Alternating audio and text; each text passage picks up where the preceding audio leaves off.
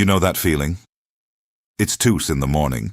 You're staring at the ceiling, the house is dead quiet, maybe the fridge is humming in the background, and you're just running the numbers. Again. You're thinking about the mortgage, the tuition that's coming down the pike like a freight train, the car lease that's up in 6 months. And suddenly, that steady paycheck you've been relying on for 20 years feels a little less like a safety net and a little more like a tightrope. It's a weird, specific kind of anxiety, isn't it? It's not that you're broke, exactly. You're doing fine. On paper, you're winning. But in your gut, it feels like you're one bad quarter away from the whole house of cards coming down.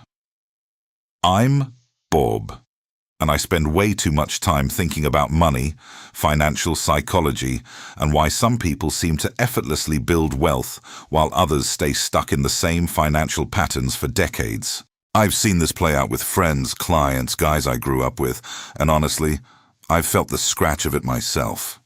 It's this silent, creeping pressure that we don't really talk about because, well, men in their 40s are supposed to have it figured out, right? You're supposed to be the anchor, the provider, the guy who knows what he's doing. But here is the thing that nobody really warns you about. Your 40s aren't just a continuation of your 30s. The rules of the game change completely. In this decade, and if you keep playing by the old handbook, you're going to walk right into some traps that can absolutely derail the second half of your life. I'm not talking about buying too many lattes or not using a coupon. I'm talking about deep, structural, psychological traps that seem like a good idea at the time, until they aren't. We're going to dig into those today, because understanding the trap is the only way to disarm it. So, let's take a breath, look at the messy reality of midlife money, and figure out how to stop the panic at 2 a.m. The first one is insidious because it feels like winning. It's the trap of the golden handcuffs, or what I like to call lifestyle deflation. Okay, wait, that sounds contradictory. Usually, we talk about lifestyle inflation, spending more as you earn more. And that happens, sure. But in your 40s, the trap is actually subtler. You get to a point in your career where the income is good. Really good. Maybe you're making 2-3 times what you made in your 20s. And naturally, you upgrade your life. You get the bigger house in the better school district. You get the luxury SUV because you deserve it. You join the golf club. But here's the catch. You build a life that requires that income to survive. You aren't just spending more. You are creating a fixed cost structure that is terrifyingly high. You've essentially mortgaged your future happiness to your current salary.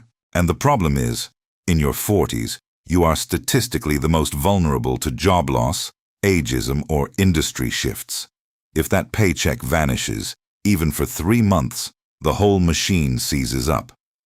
I have a buddy, let's call him Dave. Dave is a classic case. He's a VP at a tech firm, makes a killing. Last year, he bought this massive, beautiful house.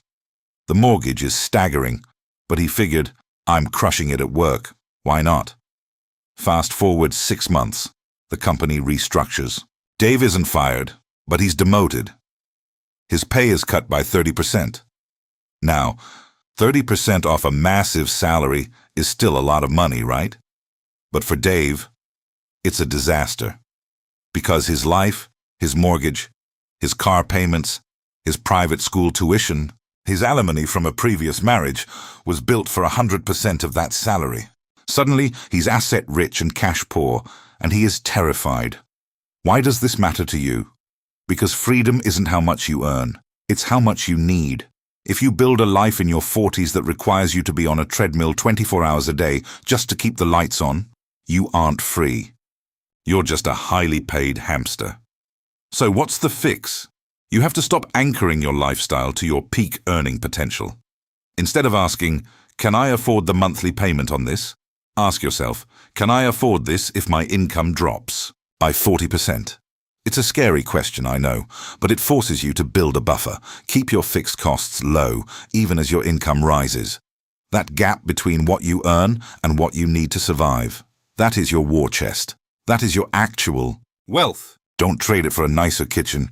This next one, man, it hits close to home. It's the dad taxi trap, or the myth of the perfect childhood.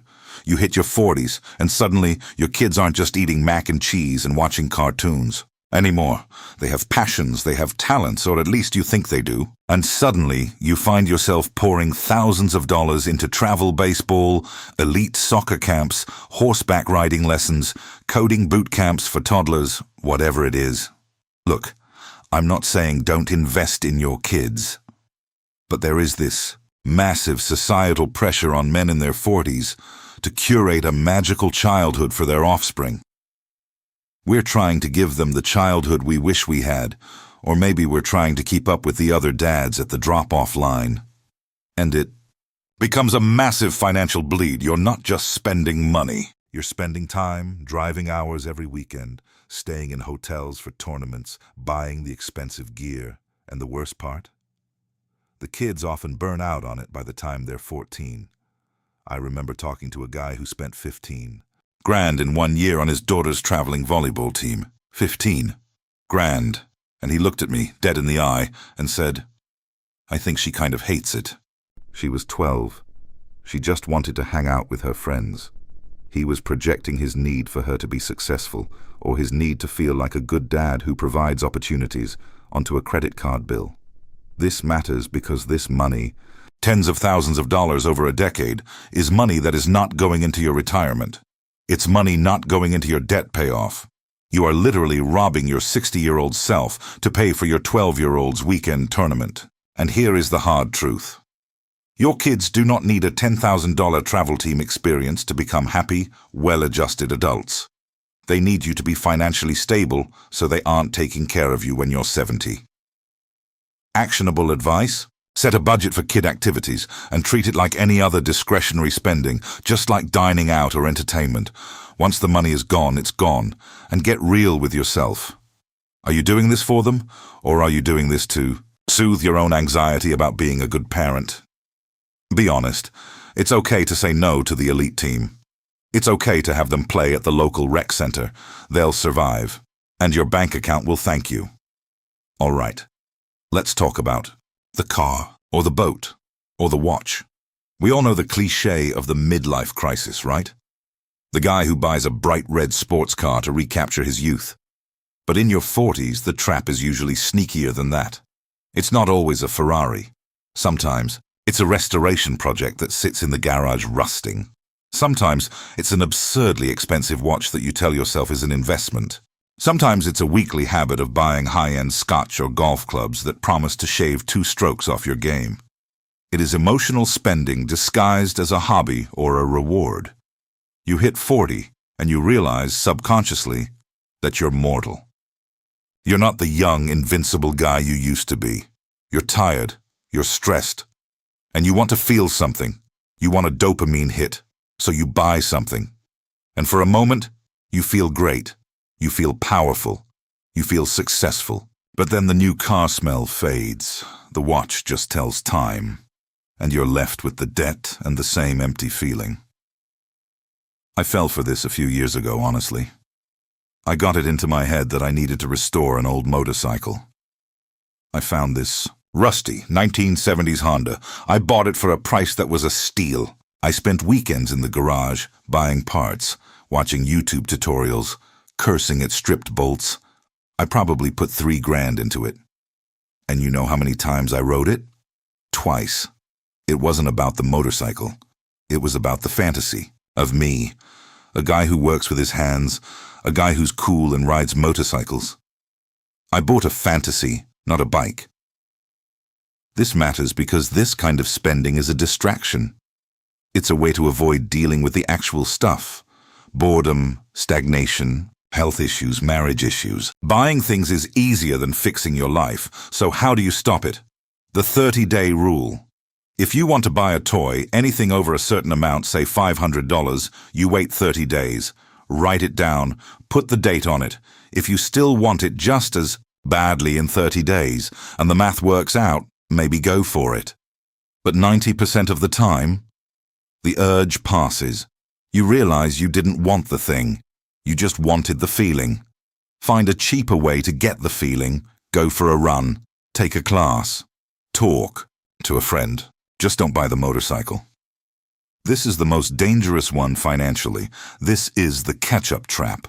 You hit your 40s, and you look at your retirement accounts, and you realize, oh crap, I am behind. Maybe you spent your 20s and 30s having fun or paying off student loans or just surviving, and now the math is staring you in the face. You need millions to retire, and you have 50 grand. Panic sets in. And what do you do when you panic? You take risks. You start looking for the big score. You get into crypto. You start day trading individual stocks. You listen to some guy on YouTube who talks about 1,000% returns. You start gambling with your future because you feel like you don't have time to let compound interest work its slow, boring magic. You're trying to hit a home run because you're down by 5 runs in the bottom of the 9th. I've seen guys lose half their life savings in a year trying to catch up.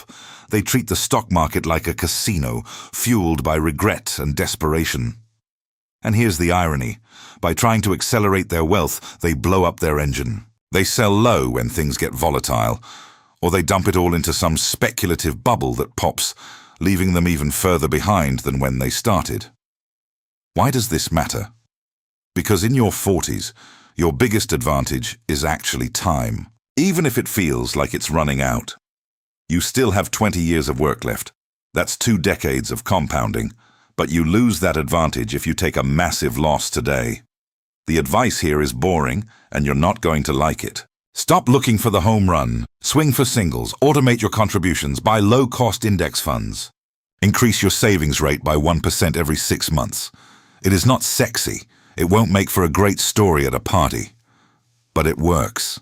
The catch-up trap kills wealth. Steady, boring saving builds it.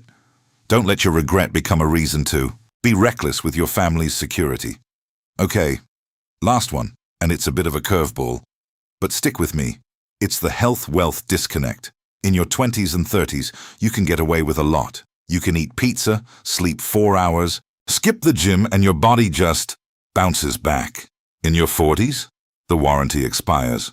Things start to creak and crack. The financial trap here is ignoring the cost of poor health. We view health as a time issue, not a money issue. But guys, being sick is expensive. Heart disease, diabetes, back problems, joint replacements, these are wealth destroyers. And I'm not just talking about medical bills. I'm talking about lost earning capacity. If you burn out, or if you can't work because you're physically incapable of doing your job, your income stops. I see guys spending all their time grinding, chasing that promotion, skipping vacations, skipping the gym, eating fast food at their desk. They think they are sacrificing for their family, but really, they are stealing from their future. They are setting themselves up for a health event in their 50s that will wipe out every dime they saved. You can't enjoy the wealth if you're too sick to leave the house. This matters because your health is your single most important financial asset. It is the engine that generates the income that funds everything else. So, the actionable step? Treat your health like a financial asset. Schedule the doctor's appointments you've been avoiding. Buy the healthier groceries. It's cheaper than insulin. Take the vacation. Unplug. It's not wasting time. It's maintenance. You change the oil in your car, right? Change the oil in your own heart and brain. So let's circle back to that 2 a.m. feeling. That panic in the dark. The reason it feels so heavy is that you think you have to do more. You think you need to earn more, work harder, hustle more, and maybe you do need some of that. But honestly, I think the secret to surviving your 40s financially isn't about doing more. It's about understanding the traps you're already walking into. It's about realizing that the golden handcuffs are self-imposed. It's about seeing that the dad taxi is a black hole. It's about admitting that the midlife crisis purchase is just a band-aid. It's about accepting that there is no magic stock pick that will save you and that your health is the true wealth. You have the wisdom now that you didn't have in your 20s. You can see the patterns. You just have to have the courage to step off the treadmill. Stop playing the game by someone else's rules. Stop trying to impress people you don't even like. Build a life that costs less to maintain, so you have the freedom to actually live it. It's not about being cheap. It's not about depriving yourself. It's about being intentional. It's about looking at that life you've built. The house, the kids, the career, and making sure it's serving you, not the other way around. You can fix this. Whatever the numbers look like right now, whatever mistakes you've made, you can fix it. But it starts with waking up. It starts with seeing the trap. So, close the spreadsheet for tonight. Take a deep breath. Get some sleep. And tomorrow, let's start building something that actually lasts. You've got this. I'll see you in the next one.